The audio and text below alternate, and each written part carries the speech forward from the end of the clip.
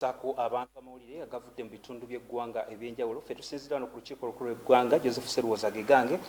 nga bwe kiri nti enteekateeka y'omukulembeze w'eggwanga okwogerako eri eggwanga mu nteekateeka emanyiddwa nga State of the Nation ya lunaku lwankya abaludde oluvuganya gavumenti kino baakiyiyemu amazzi bagamba nti bagenda kugendayo olw'ebintu ebitatambula bulungi mu ggwanga. Tulina omubaka w'ebamunanika Robert Sekitoleko kalambulire lwaki beebalamye enteekateeka eno era n'eggwanga baliraba mu mbeera ki. Honorable sooka obuuze ku bantu. Nze Sekitoleko Robert, member parliament w'ebamunanika olw'ekisa kya Katonda. Bannayuganda batulabira ku BBS Telefine yaffe tubalamusizza ne tubeebaza ennwana gye mulwana naye mu byonna kye tulina lwaki mwazize enteekateeka ensonga ensinga okuba enkulu ennyo ayogera y'omu emyaka 4 byayogera bye bimu emyaka 4 teri kikyuka mulago gwe yasangawo yoyo enguudo ze boogerako ffe tetuziraba boogera njogere bweru gwobeera otya ng'oyogera Namugongo n'oŋŋamba enguudo ennungi ziri Soroti ng'ate ziri ggulu ng'ate wooyogerera mbi naawe wooyise oyinza otya okuŋŋamba ebyokwerinda mbu biri gguluggulu nga gwe wekkaali seefu n'amakaago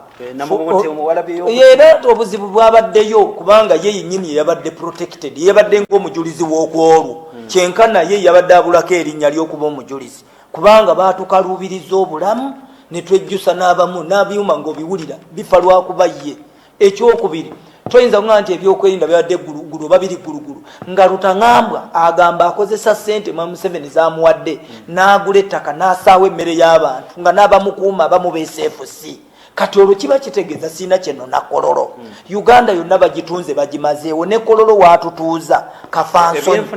ebyenfuna sisobola kugamba nti biri bulungi lwa nsonga era biyamba omuntu omu ye vote 1 vote 2 olw'ensonga bw'otunula Munnayuganda omusolo gumuli 1 abasuubuzi bwe bayita Kololo yajerega bajerege kati ebintu byonna bina bwe twogerako mbumwe babaka ba parliament ffe kye twogera parliament si Bank of Uganda parliament si ye Mwami Museveni parliament ekola ogwayo nga parliament negyekolera emirimu gyayo wakyamu olw'ensonga amasannyalaze baagewolere ssente olwaleero ajja kujja gatulimbe ebyuma biri mu ddwaliro nga tebikola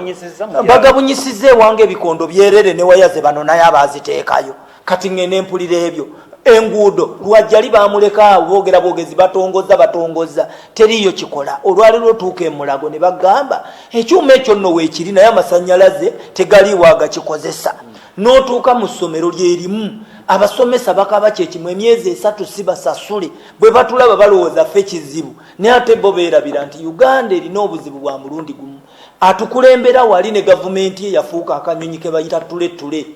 kabiika amagi mangi naye buli lunaku kabiika walala kalyerabira bwe kabiika wano limu ne kabiika wali eddala kati olwaleero ne Museveni gavumenti ye yabiika emyoga n'egireka eyo yabiika enguudo n'ezireka eyo ebyokwerinda bw'atwala b'amagye n'aleka eyo mwagenda okumaliriza ng'agamba kati Paris Modo ye yamanyi ly'ejjiri eyakalula kati lyayogererako lyalinawo kati ogenda okumaliriza nga tuli mu bbanga era obutagendayo kwaffe kirungi bannayuganda temutunenya naye embeera tugayo okuwulira ebintu ebitakyuka.